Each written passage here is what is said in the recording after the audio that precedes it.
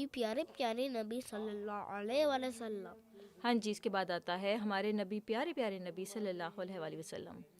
اس میں جو حدیث ہے اس کا عنوان ہے مخفی خزانہ. خزانہ کہتے ہیں ٹریجر کو، اور مخفی کہتے ہیں چھپا ہوا.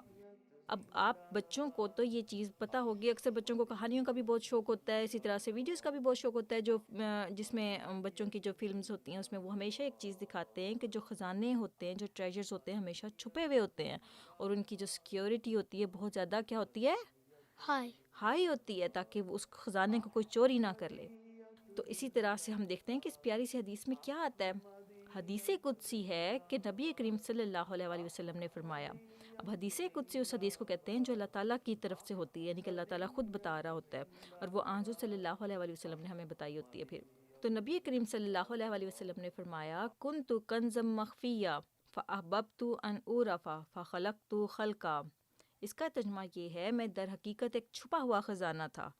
اس کا ترجمہ یہ ہے کہ میں در حقیقت ایک چھپا ہوا خزانہ تھا، یعنی کہ اللہ میاں کہہ رہا ہے کہ میں ایک ٹریجر تھا، تو میں نے چاہا کہ اس خزانے کی معرفت نصیب ہو جائے، یعنی کہ پتہ چل جائے کہ وہ خزانہ جو ہے کہیں پر چھپا ہوا ہے.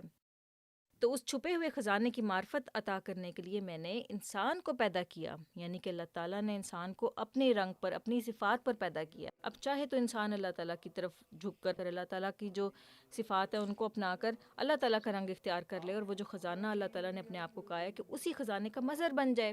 لیکن اگر انسان ایسے نہیں کرنا چاہتا تو پھر وہ کس کا مظہر ہو جائے گا؟ ڈیول.